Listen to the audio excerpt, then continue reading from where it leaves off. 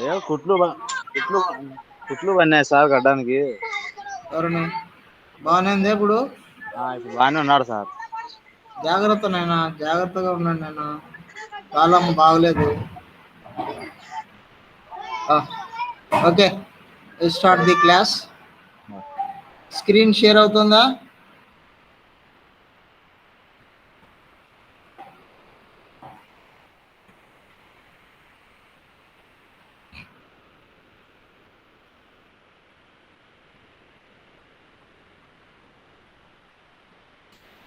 Okay, good afternoon students. Welcome to GST and Customs Act class. Today we are starting the revision of this subject.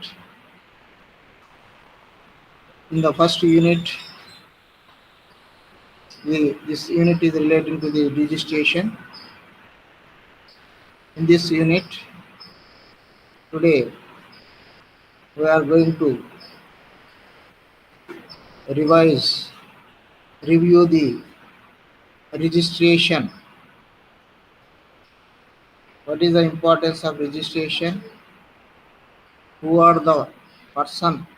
అనుకో registration, GST చట్టం ప్రకారం registration అంటే ఏమిటి, ఎవరెవరు GST చట్టం ప్రకారం రిజిస్ట్రేషన్ చేసుకోవాలి, ఎవరెవరు రిజిస్ట్రేషన్ నుంచి మినహాయింపు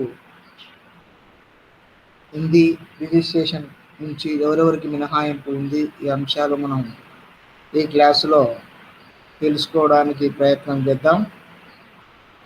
okay, so once again I welcome you all. అందరికీ మరొకసారి ఈ క్లాస్కు స్వాగతం తెలుపుతూ let us start the class. So as per CGST Act 2017,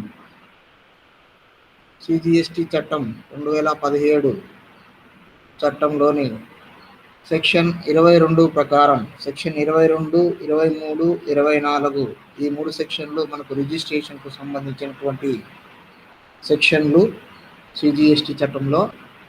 section 22 ప్రకారం మనకు ఎవరెవరు జిఎస్టి చట్టం కింద రిజిస్ట్రేషన్ చేసుకోవడానికి అర్హులు, వారు ఎవరెవరు జిఎస్టి చట్టం కింద రిజిస్ట్రేషన్ చేసుకోవాల్సిన బాధ్యత కలిగి ఉంటారు అనే విషయము మనకు సెక్షన్ సిజిఎస్టి చట్టం సెక్షన్ 22లో పేర్కొనడం జరిగిందనమాట. Okay, so according to section 22 CGST act, CGST act 2017 చట్టం ప్రకారం సెక్షన్ 22 సబ్సెక్షన్ 1 ప్రకారం every supplier shall be liable to be registered under this act in the state or union territory other than special category states from where he makes a taxable supply of goods or services or both, if his aggregate turnover in a financial year exceeds 20 lakhs rupees. So CGST చట్టంలో section 22 subsection 1 ప్రకారం భారతదేశంలో ఉండేటువంటి ఏ రాష్ట్రంలోనైనా లేదా ఏ కేంద్రపాలిత ప్రాంతంలోనైనా ప్రత్యేక category రాష్ట్రాలలో తప్ప మిగిలిన రాష్ట్రాలలో లేదా మిగిలిన కేంద్రపాలిత ప్రాంతాలలో ఎవరైతే వస్తు సేవలను సప్లై చేస్తూ వారి యొక్క వార్షిక అమ్మకాలు సంవత్సరిక మొత్తం అమ్మకాలు 20 లక్షల రూపాయల కంటే ఎక్కువగా ఉన్నట్లయితే, 20 లక్షల రూపాయల కంటే ఎక్కువగా ఉన్నటువంటి వ్యక్తి మనకు సిజిఎస్టి చట్టంలోని సెక్షన్ 22 సబ్సెక్షన్ 1 ప్రకారం తప్పనిసరిగా రిజిస్ట్రేషన్ చేసుకోవాల్సి ఉంటుందన్నమాట. సో అది సిజిఎస్టి సెక్షన్ 22 సబ్సెక్షన్ 1 ప్రకారం ఎవరి వ్యాపారం అయితే సంవత్సరానికి ఒక సంవత్సరంలో 20 లక్షల అంటే ఎక్కువ ఉంటుందో వారు తప్పనిసరిగా రిజిస్ట్రేషన్ అనేది చేసుకోవాల్సిన అవసరం ఉంటుంది. తర్వాత provided that where such person makes taxable supplies of goods or services or both from any of the special category states he shall be liable to be registered if his aggregate turnover in a financial year exceeds 10 lakh rupees. అదేవిధంగా మనకు ప్రత్యేక ప్రతిపత్తి రాష్ట్రాలలో special category రాష్ట్రాలు అంటారు. ఆ ప్రత్యేక ప్రతిపత్తి రాష్ట్రాలలో ఉండేటువంటి వ్యాపారస్తులు ఎవరైతే ఉన్నారో వారి యొక్క వార్షిక అగ్రిగేట్ టర్నోవర్, వార్షిక అగ్రిగేట్ అమ్మకాలు అనేవి 10 లక్షలు దాటితే, 10 లక్షల రూపాయలను దాటితే వారు ఆ స్పెషల్ కేటగిరీ రాష్ట్రంలో ఉండేటువంటి వ్యాపారస్తులు అంటే వస్తు సేవను సప్లై చేసేటువంటి సరఫరాదారులు సిజిఎస్టి చట్టంలోని సెక్షన్ 22 సబ్సెక్షన్ 1 ప్రకారం 10 లక్షలు దాటితే వారి యొక్క వార్షిక అమ్మకాలు వారు జిఎస్టి చట్టం ప్రకారం రిజిస్ట్రేషన్ చేసుకోవాల్సి ఉంటుంది. అంటే సెక్షన్ 22 సబ్సెక్షన్ 1 ప్రకారం సాధారణ రాష్ట్రాలలో అయితే 20 లక్షలు దాటిన ప్రతి ఒక్క వ్యాపారస్తుడు, అదే ప్రత్యేక ప్రతిపత్తి రాష్ట్రాలలో అయితే 10 లక్షల రూపాయల టర్నోవర్ దాటిన ప్రతి ఒక్క వ్యాపారస్తుడు కూడా రిజిస్ట్రేషన్ చేసుకోవాలి. ఓకే, సో ఇది సెక్షన్ 22లోని సబ్సెక్షన్ 1 ప్రకారం. Next, provided further that the government may, at the request of a special category state and on the recommendations of the council, enhance the aggregate turnover referred to in the first provision from 10 lakhs rupees to such amount not exceeding 20 lakhs rupees and subject to such conditions and limitations as may be so notified. అంటే ఏంటంటే ఇప్పుడు మనకు ప్రత్యేక రాష్ట్రాలలో 10 లక్షల రూపాయలు దాటితే registration అనేది చేసుకోవాలి అనుకున్నాం. అయితే కొన్ని ప్రత్యేక సందర్భాలలో, కొన్ని ప్రత్యేకమైనటువంటి పరిస్థితులలో రాష్ట్ర ప్రభుత్వం యొక్క రిక్వెస్ట్ మేరకు కానీ లేదా జిఎస్టి కౌన్సిల్ యొక్క ఆదేశాల మేరకు కానీ ఈ గరిష్ట పరిమితి అనేది, గరిష్ట వార్షిక టర్నోవర్ అనేది 20 లక్షలకు కూడా పెంచవచ్చు, 20 లక్షల వరకు పెంచడానికి అవకాశం అనేది ఉంటుంది. ప్రస్తుతానికి అయితే 10 లక్షలే ఉంది. అయితే పరిస్థితిని బట్టి, కండిషన్స్ను బట్టి, లిమిటేషన్స్ను బట్టి ప్రభుత్వం జిఎస్టి కౌన్సిల్ యొక్క ఆదేశానుసారం ఈ పరిమితిని 20 లక్షలకు కూడా పెంచేటువంటి అవకాశం అనేది ఉంది. ఓకే, నెక్స్ట్, అదేవిధంగా provided also that the government may, at the request of a state and on the recommendations of the council, enhances the aggregate turnover from 20 lakh rupees to such amount not exceeding 40 lakhs rupees in case of supplier who is engaged exclusively in the supply of goods subject to such conditions and limitations as may be notified. అంటే అదేవిధంగా సాధారణ రాష్ట్రాలలో కూడా ఇప్పుడు ఉన్నటువంటి గరిష్ట పరిమితి 20 లక్షల రూపాయల గరిష్ట వార్షిక టర్నోవర్ ఏదైతే ఉందో ఆ వార్షిక టర్నోవర్ను కూడా ప్రభుత్వం యొక్క రిక్వెస్ట్ మేరకు లేదా జిఎస్టి కౌన్సిల్ యొక్క రికమెండేషన్ మేరకు ఆ లిమిట్ను కూడా 40 లక్షల వరకు పెంచేటువంటి అవకాశం అనేది ఉంది. అయితే కొన్ని ప్రత్యేక పరిస్థితుల్లో ఈ లిమిట్ను 40 లక్షలకు కూడా పెంచుకునేటువంటి అవకాశం అనేది ఉంది. అయితే ప్రస్తుతానికైతే ఇది 20 లక్షలు, 10 లక్షలు అయితే ప్రభుత్వం యొక్క రిక్వెస్ట్ని బట్టి, జిఎస్టీ కౌన్సిల్ రికమెండేషన్ బట్టి ఈ లిమిట్ అనేది 20 లక్షలకు 40 లక్షల వరకు పెంచుకునే సౌలభ్యం కూడా ఉంది అనమాట.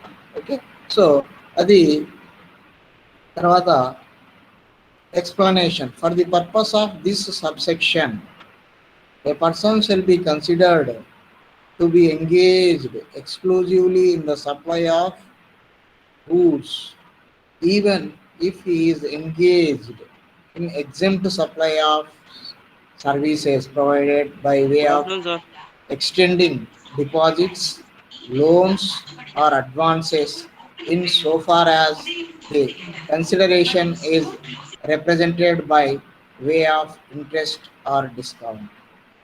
కాబట్టి మనకు సెక్షన్ 22 సబ్సెక్షన్ 1 ప్రకారం మామూలు రాష్ట్రాలలో అయితే 20 లక్షలు వార్షిక టర్నోవర్ దాటినటువంటి వ్యక్తులు, ప్రత్యేక కేటగిరీ రాష్ట్రాలలో అయితే 10 లక్షల టర్నోవర్ దాటినటువంటి వ్యక్తులు రిజిస్ట్రేషన్ చేసుకోవాలి. అలాంటి వ్యక్తులు ఒకవేళ వాళ్ళు ఎగ్జెంప్ట్ సర్వీసెస్ సప్లై చేస్తూ ఉంటే, ఎగ్జెంప్టెడ్ సప్లై ఆఫ్ సర్వీసెస్ చేస్తూ ఉన్నప్పటికీ కూడా, అంటే కొంత భాగం ఎగ్జెంప్టెడ్ సప్లై ఆఫ్ సర్వీసెస్ చేస్తూ ఉన్నప్పుడు కూడా వాళ్ళు కూడా తప్పనిసరిగా వాళ్ళ టర్నోవర్ ఈ పరిమితిని దాటినప్పుడు తప్పనిసరిగా రిజిస్ట్రేషన్ అనేది చేసుకోవాల్సి ఉంటుంది. సో ఇది మనకు సెక్షన్ 22లోని సబ్సెక్షన్ 1 ప్రకారం ఈ వ్యక్తులు జిఎస్టీ చట్టం ప్రకారం రిజిస్ట్రేషన్ అనేది నమోదు అనేది తప్పనిసరిగా చేసుకోవాలి. నెక్స్ట్, ఇక సెక్షన్ 22 సబ్సెక్షన్ 2 ప్రకారం, సెక్షన్ 22 సబ్సెక్షన్ 2 ప్రకారం every person who on the day immediately preceding the appointed day is registered or holds a license under an existing law shall be liable to be registered under this act with effect from the appointed day. So section 22 subsection 2 ప్రకారం, అంటే subsection 1 ప్రకారం ఏమే 20 లక్షలు 10 లక్షలు, 20 లక్షలు సాధారణ రాష్ట్రంలో, ప్రత్యేక కేటగిరీ రాష్ట్రంలో 10 లక్షలు దాటితే రిజిస్ట్రేషన్ చేసుకోవాలి. అది సబ్సెక్షన్ 1 ప్రకారం. సబ్సెక్షన్ 2 ప్రకారం, సబ్సెక్షన్ 2 ఏం చెప్తుందయ్యా అంటే, ఎవరైతే జిఎస్టీ చట్టం అమలులోకి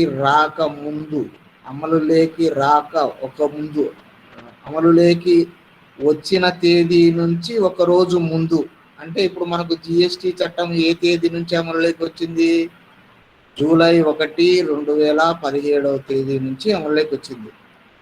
అంటే ఆ తేదీ కంటే ఒక రోజు ముందు, అంటే జూన్ 30 తేదీ నాటికి పాత చట్టాల ప్రకారం రిజిస్ట్రేషన్ చేసుకున్న, పాత చట్టాల ప్రకారం లైసెన్స్ పొందినటువంటి వ్యాపారస్తులు అందరూ కూడా ఈ జిఎస్టీ చట్ట ప్రకారం కూడా రిజిస్ట్రేషన్ తప్పనిసరిగా చేసుకోవాలి. ఇది సెక్షన్ 22 సబ్సెక్షన్ 2 క్లాజ్ ప్రకారం ఈ వ్యక్తులు అంతా కూడా రిజిస్ట్రేషన్ కంటిన్యూ చేయాలి. అంటే సార్ మేము పాత చట్టంలో రిజిస్ట్రేషన్ చేసుకున్నాము, ఇప్పుడు జిఎస్టీలో 20 లక్షలు ఉంది కదా లిమిట్, 20 లక్షలు, ఇప్పుడు నాకు వ్యాపారం 20 లక్షలు లేదు, తక్కువ ఉన్నా సరే నా వ్యాపారం 20 లక్షల కంటే తక్కువ ఉంది కాబట్టి నేను కొత్త చట్టం ప్రకారం రిజిస్ట్రేషన్ చేసుకోవాల్సిన అవసరం లేదు అనడానికి లేదు. ఎందుకు? నువ్వు ఆల్రెడీ పాత చట్టం ప్రకారం రిజిస్ట్రేషన్ చేసుకొని వ్యాపారం చేస్తున్నావు, పాత చట్టం ప్రకారం లైసెన్స్ పొంది రిజిస్ట్రేషన్ చేసుకున్నావు కాబట్టి తప్పనిసరిగా ఈ చట్ట ప్రకారం కూడా ఆ రిజిస్ట్రేషన్ రెన్యువల్ చేసుకోవాలి. అదే ఈ సబ్సెక్షన్ 2 చెప్తుంది అనమాట. ఇది every person who on the day immediately preceding the appointed day. Preceding the appointed day అంటే మనకు అపాయింటెడ్ డే ఆఫ్ జిఎస్టి చట్టం ఏది? జూలై 1, 2017. ఆ తేదీ కంటే ఒకరోజు ముందు, ఆ తేదీకి ఒక రోజు ముందు అంటే పాత చట్టాలు ఉంటాయన్నమాట. ఆ చట్టాల ప్రకారం నువ్వు రిజిస్ట్రేషన్ చేసుకొని వ్యాపారం చేస్తూ ఉన్నావు కాబట్టి ఆ రిజిస్ట్రేషన్ ఇప్పుడు కొత్త చట్టం ప్రకారం కూడా కంటిన్యూ చేయాలి. కాబట్టి నువ్వు ఖచ్చితంగా రిజిస్ట్రేషన్ చేసుకోవాలి. నీ వార్షిక టర్న్ ఓవర్తో సంబంధం లేక, వార్షిక టర్న్ ఓవర్ ఆ పరిమితి, గరిష్ట పరిమితి ఎవరికి? ఎవరైతే కొత్తగా రిజిస్ట్రేషన్ చేసుకుంటున్నారో, ఎవరైతే కొత్తగా వ్యాపారం మొదలుపెట్టి జిఎస్టి చట్టం అమలులోకి వచ్చిన తర్వాత రిజిస్ట్రేషన్ చేసుకుంటున్నారో వాళ్ళకు అది గరిష్ట పరిమితి. ఏది? 20 లక్షలు, 10 లక్షలు గరిష్ట పరిమితి. ఆల్రెడీ వ్యాపారం చేస్తూ పాత చట్టాల ప్రకారం రిజిస్ట్రేషన్ చేసుకుని లైసెన్స్ పొందినటువంటి వాళ్లకు ఆ గరిష్ట పరిమితితో సంబంధం లేకుండా వాళ్ళు ఈ కొత్త చట్టం ప్రకారం కూడా తప్పనిసరిగా రిజిస్ట్రేషన్ కంటిన్యూ చేయాలి, రెన్యువల్ చేయాలి అని సెక్షన్ 22 సబ్సెక్షన్ 2 చెప్తుంది. ఓకే, అది సబ్సెక్షన్ 2. Next subsection 3.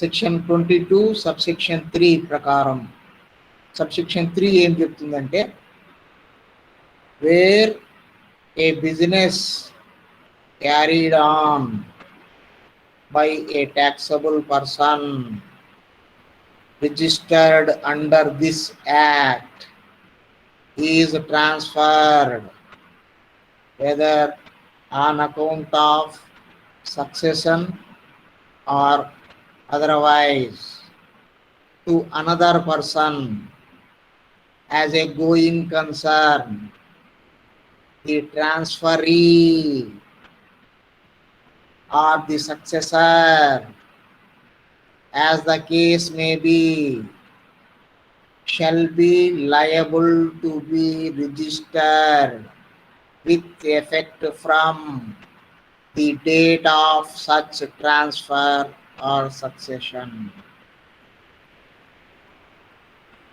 ఇది సబ్సెక్షన్ 3 ప్రకారం, section 22 subsection 3. So section 22 subsection 3 ప్రకారం ఏంటంటే ఇంకొక కేటగిరీ ఎవరు? ఎవరైతే వ్యాపారాన్ని కంటిన్యూ చేస్తూ అందులో భాగంగా తన యొక్క వ్యాపారాన్ని మరొక వ్యక్తికి ట్రాన్స్ఫర్ చేస్తాడో, తన వ్యాపారాన్ని వేరొక వ్యక్తికి ట్రాన్స్ఫర్ చేయడం జరిగితే, ఆ విధంగా ఎవరికైతే వ్యాపారం ట్రాన్స్ఫర్ చేయబడి ఉందో ఆ వ్యక్తి కూడా తప్పనిసరిగా రిజిస్ట్రేషన్ చేసుకోవాలి. ఇది సెక్షన్ 22 సబ్సెక్షన్ 3 ప్రకారం. అంటే ఫర్ ఎగ్జాంపుల్ ఇప్పుడు మిస్టర్ ఏ ఉన్నాడు. Mister A has been doing, A అనే వ్యక్తి వ్యాపారాన్ని గత 10 సంవత్సరాలుగా వ్యాపారం కొనసాగిస్తున్నాడు.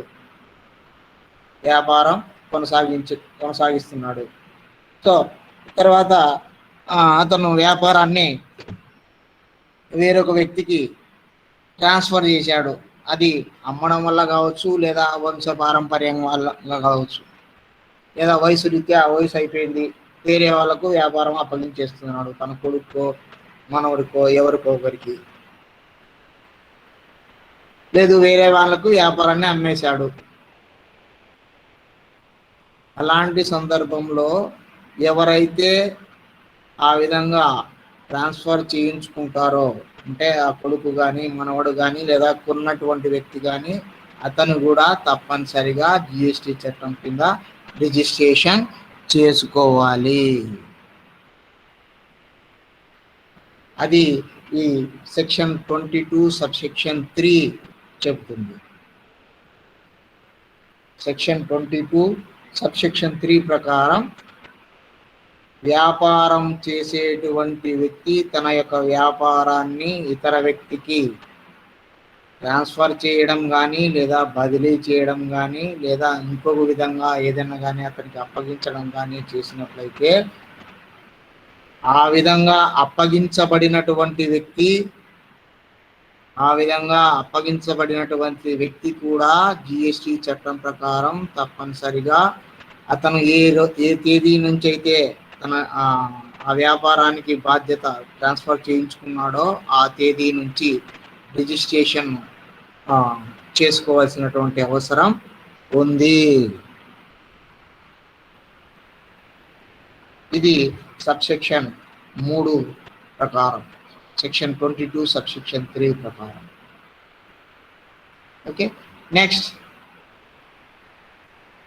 Section 22 subsection 4. సెక్షన్ 22 సబ్సెక్షన్ 4 ప్రకారం సబ్సెక్షన్ 4 ఏం చెప్తున్నాయా అంటే, not with standing anything contained in subsections 1 and 3. అంటే సబ్సెక్షన్ 1 మరియు 3లో చెప్పిన దానితో నిమిత్తం లేకుండా in a case of transfer pursuant to sanction of a scheme or an arrangement for amalgamation, or as the case may be, demerger of 2 or more companies pursuant to an order of a high court, tribunal, or otherwise, the transferee shall be liable to be registered with effect from the date on which the registrar of companies issues a certificate of incorporation giving effect to such order of the High Court or Tribunal. ఇది subsection 4 ప్రకారం ఇంకో category of people or one more class regarding the registration.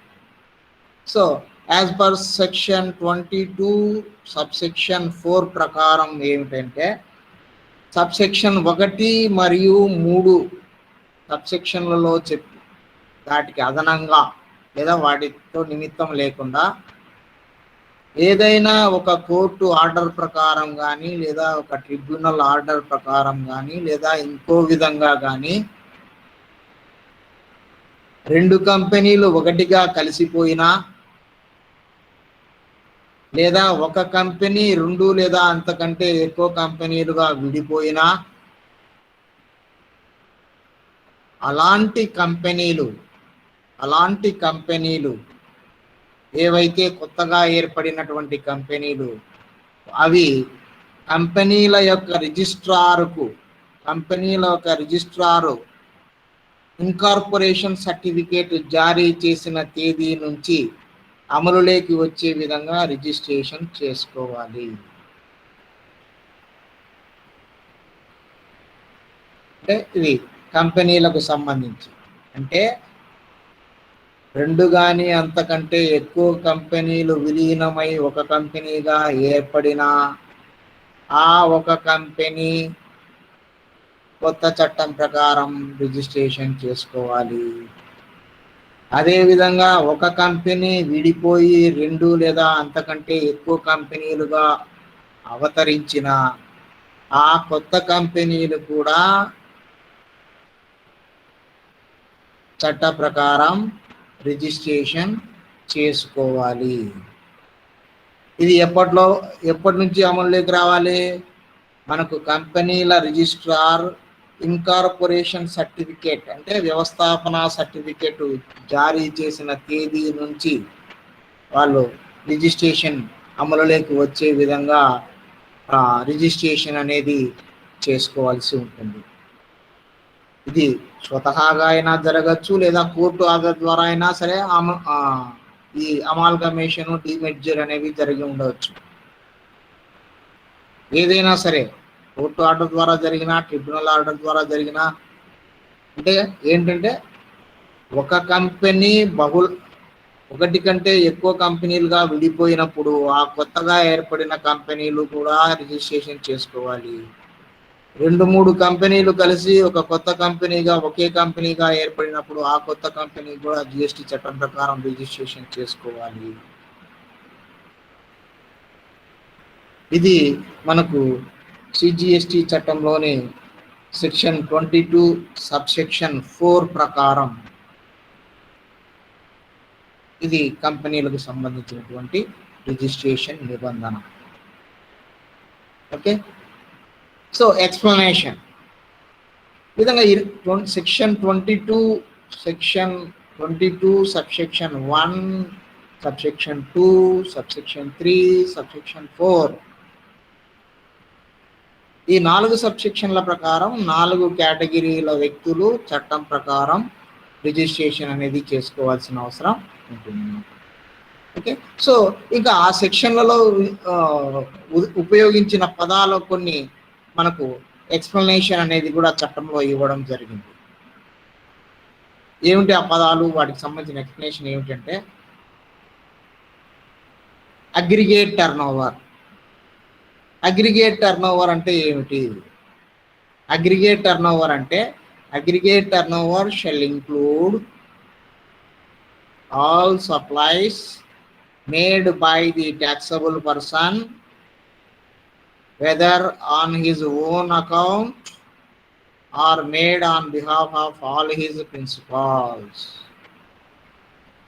అంటే aggregate turnover అన్నాం కదా మనం. Aggregate turnover 20 లక్షలు 10 లక్షలు దాటితే రిజిస్ట్రేషన్ చేసుకోవాలి అని. సో ఈ అగ్రిగేట్ టర్నోవర్ ఎలా క్యాలిక్యులేట్ చేస్తారంటే ఈ అగ్రిగేట్ టర్నోవర్ ఇంక్లూడ్స్ సొంతంగా చేసినటువంటి సప్లైస్ కావచ్చు, లేదా ఇతర వ్యక్తుల అనుసంధానంతో చేసినటువంటి సప్లైస్ కావచ్చు. మొత్తం కలిపి టోటల్ టర్నోవర్ను క్యాలిక్యులేట్ చేస్తారు. ఇది నాకు సంబంధం లేదు, ఇది మాత్రమే నేను సొంతంగా చేశాను, మిగిలిన సప్లైస్ అన్నీ కూడా ఇతరులకు సంబంధించినవి, అవి వాళ్ళు చెప్తే నేను చేశాను అనేటువంటి దానితో సంబంధం లేకుండా whether on his own account or made on behalf of all his principals, అంటే మన పైవాడి ఆదేశాల మేరకు కూడా చేసి ఉండొచ్చు. అలాంటి వాటిని కూడా మొత్తం అన్నింటినీ కలుపుకుంటారు అగ్రిగేట్ టర్నోవర్ అంటే. ఏదో కొన్ని అంశాలను మాత్రమే పరిగణలోకి తీసుకోరు, మొత్తం అన్ని రకాలైనటువంటి సప్లైస్ను పరిగణలోకి తీసుకొని అగ్రిగేట్ టర్నోవర్ లెక్కించడం జరుగుతుంది. Okay, next, the supply of goods after completion of job work by a registered job worker shall be treated as supply of goods by the principal referred to in section 143, and the value of such goods shall not be included in the aggregate turnover of the registered job worker.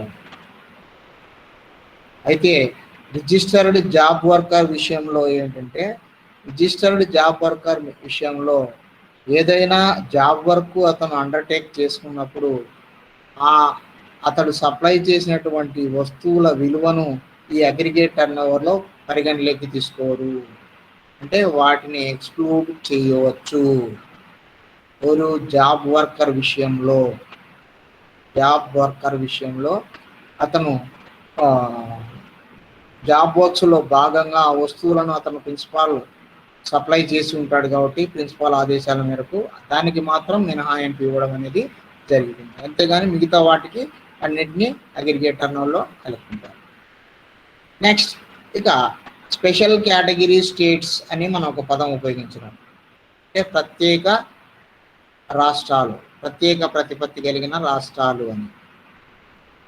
So ఈ ప్రత్యేక ప్రతిపత్తి కలిగిన రాష్ట్రాలు ఏవేవి ఉన్నాయి అంటే మనకు the states as specified in subclass G of clause 4 of article 279 of the constitution. అంటే మన భారత రాజ్యాంగంలోని 279 ఉండేటువంటి క్లాజ్ 4లో ఉన్నటువంటి సబ్ క్లాజ్ జీలో ఈ ప్రత్యేక రాష్ట్రాల లిస్ట్ అనేది ఇవ్వడం జరిగింది. ఆ రాష్ట్రాలు ఏవేవి అంటే అరుణాచల్ ప్రదేశ్, అస్సాం, హిమాచల్ ప్రదేశ్, మేఘాలయ, సిక్కిం అండ్ ఉత్తరాఖండ్. ఇవి మనకు ప్రత్యేక కేటగిరీ రాష్ట్రాలు. సో ఇప్పుడు మన ఆంధ్రప్రదేశ్ కూడా గత 6 సంవత్సరాల నుంచి మాకు ప్రత్యేక కేటగిరీ ఇవ్వాలి అని మనం అడుగుతున్నాం కదా. ఇదే దీనికోసం అనమాట. ఎందుకంటే ప్రత్యేక కేటగిరీ రాష్ట్రాలకు కొన్ని ప్రత్యేక అడ్వాంటేజెస్ అనేవి ఇవ్వడం జరుగుతుంది. కాబట్టి దానికోసమే మన ఆంధ్రప్రదేశ్ కూడా ప్రత్యేక ప్రతిపత్తి కోసం మన వాళ్ళు డిమాండ్ చేస్తున్నారు. అయితే ఇప్పటి వరకు ఈ రాష్ట్రాలు మాత్రమే మనకు ప్రత్యేక ప్రతిపత్తి రాష్ట్రాల్లో ఉన్నాయి. ఇవి అరుణాచల్ ప్రదేశ్, అస్సాము, హిమాచల్ ప్రదేశ్, మేఘాలయ, సిక్కిం మరియు ఉత్తరాఖండ్. అంటే ఇవి స్పెషల్ కేటగిరీ రాష్ట్రాలు. నెక్స్ట్, సో అది సెక్షన్ 22. సెక్షన్ 22 మనకి ఏం చెప్తుంది అంటే, సెక్షన్ 22లో మనకు ఏ వ్యక్తులు జిఎస్టి కింద రిజిస్ట్రేషన్ చేసుకోవడానికి అర్హులు, ఎవరెవరు ఎలిజిబుల్, ఎవరెవరు చేసుకోవాలి అనే అంశము మనకు సెక్షన్ 22 చెబుతుంది. ఇక సెక్షన్ 23 సిజిఎస్టి చట్టంలోని సెక్షన్ 23. సెక్షన్ 23 ఏమి చెబుతున్నాయి అంటే, సెక్షన్ 23 ఎవరెవరు రిజిస్ట్రేషన్ చేసుకోవాల్సిన అవసరం లేదు. సిజిఎస్టి చట్టం ప్రకారం రిజిస్ట్రేషన్ చేసుకోవాల్సిన అవసరం లేని వ్యక్తులు ఎవరు అనేది మనకు సెక్షన్ 23లో మనకు తెలుస్తుంది. కాబట్టి సిజిఎస్టి చట్టం 2017 సెక్షన్ 23 ప్రకారం కొంతమంది రిజిస్ట్రేషన్ చేసుకోవాల్సిన అవసరం లేదు, వారికి ఎగ్జెంప్షన్ అనేది ఇవ్వడం జరిగింది. వారు ఎవరంటే, సో 23 సబ్సెక్షన్ 1 ప్రకారం the following person shall not be liable to registration. ఈ కింద తెలిపినటువంటి వ్యక్తులు చట్ట ప్రకారం, జిఎస్టి చట్టం ప్రకారం రిజిస్ట్రేషన్ చేసుకోవాల్సిన అవసరం లేదు. వారు ఎవరయ్యా అంటే, ఏ any person engaged exclusively in the business of supplying goods or services or both that are not liable to tax or wholly exempt from tax under this act or under the IGST Act. అంటే ఎవరైతే, ఏ వ్యక్తులైతే GST చట్ట ప్రకారం మినహాయించబడినటువంటి వస్తువులతో వ్యాపారం చేస్తూ ఉన్నారో, ఎవరైతే GST చట్టం ప్రకారం మినహాయించబడిన వస్తువులతో వ్యాపారం చేస్తున్నారో అలాంటి వ్యాపారస్తులు జిఎస్టి చట్టం కింద రిజిస్ట్రేషన్ చేసుకోవలసిన అవసరం లేదు. ఓకే, వీళ్ళు సబ్సెక్షన్ 1 ప్రకారం మినహాయించబడిన ఒక కేటగిరీ వ్యక్తులు. అంటే జిఎస్టి ప్రకారం ట్యాక్స్ పరిధిలో ఉండేటువంటి వస్తువులను సరఫరా చేసే వ్యక్తులు మాత్రమే రిజిస్ట్రేషన్ చేసుకోవాలి. కానీ ఎగ్జెంప్ట్ చేసిన వస్తువులతో మాత్రమే వ్యాపారం చేసుకునే వాళ్ళు రిజిస్ట్రేషన్ చేసుకోవాల్సిన అవసరం లేదు. Next, B, an agriculturist to the extent of supply of produce out of cultivation of land వ్యవసాయదారుడు ఎవరైతే కేవలం తన యొక్క భూమిని దున్ని పంట పండించి వాటిని అమ్ముతున్నాడో, వాటి ద్వారా వ్యాపారం చేస్తున్నాడో అలాంటి వ్యక్తి కూడా రిజిస్ట్రేషన్ చేసుకోవాల్సిన అవసరం లేదు. సో భూమి దున్ని పంట పండించి ఆ పంటను అమ్ముకునేటువంటి వ్యవసాయదారుడు కూడా జిఎస్టి చట్టం కింద రిజిస్ట్రేషన్ చేసుకోవాల్సిన అవసరం లేదు. Okay, clear. So section 23 subsection 1 ప్రకారం మినహాయించబడిన వస్తు సేవలను సప్లై చేసేటువంటి సప్లైదారులు, పొలం పంట పండించి వ్యవసాయం చేసి ఆ సరుకునుతో వ్యాపారం చేసే రైతులు జిఎస్టి చట్టం కింద రిజిస్ట్రేషన్ చేసుకోవాల్సిన అవసరం లేదు. నెక్స్ట్ సెక్షన్ 23 సబ్సెక్షన్ 2 ప్రకారం, సెక్షన్ 23 సబ్సెక్షన్ 2 ప్రకారం the government May on the recommendations of the council by notification specify the category of persons who may be exempted from obtaining registration under this act. అంటే వీళ్ళే కాకుండా, అంటే మినహాయించబడిన వస్తు సేవలతో వ్యాపారం చేసేటువంటి వ్యాపారస్తులు మరియు వ్యవసాయదారులే కాకుండా ఇంకా అదనంగా ఎవరినైనా మినహాయింపు ఇవ్వదలిస్తే కాలానుగుణంగా ప్రభుత్వము జిఎస్టి కౌన్సిల్ నిర్ణయం మేరకు అవసరాన్ని బట్టి కొంతమందిని మినహాయింపు ఇచ్చేటువంటి అధికారం ప్రభుత్వానికి ఉంది. ఈ చట్ట ప్రకారం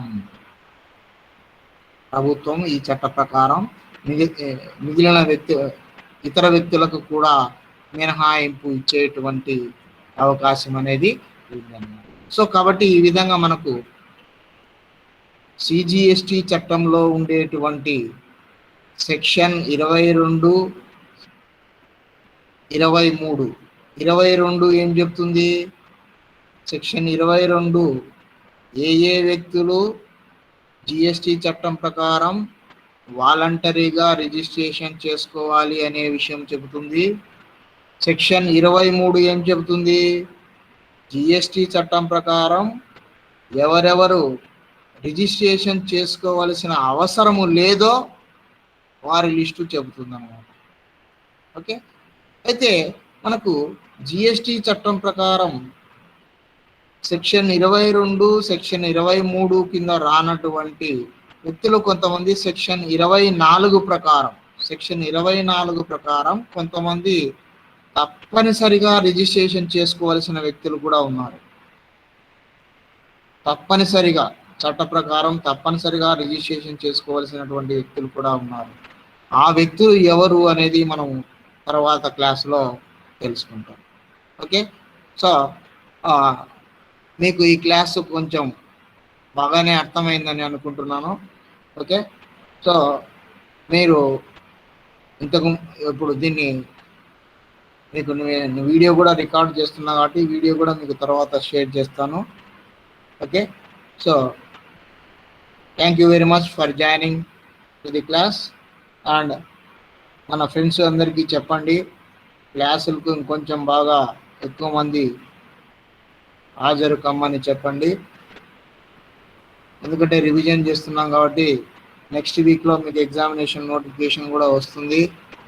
సో తొందరలోనే మీకు ఎగ్జామినేషన్స్ కూడా ఉండబోతున్నాయి కాబట్టి కనీసం రివిజన్ క్లాసులు బాగా వింటే మీకు చాలా ఉపయోగకరంగా ఉంటుందని నేను నమ్ముతూ ఉన్నాను.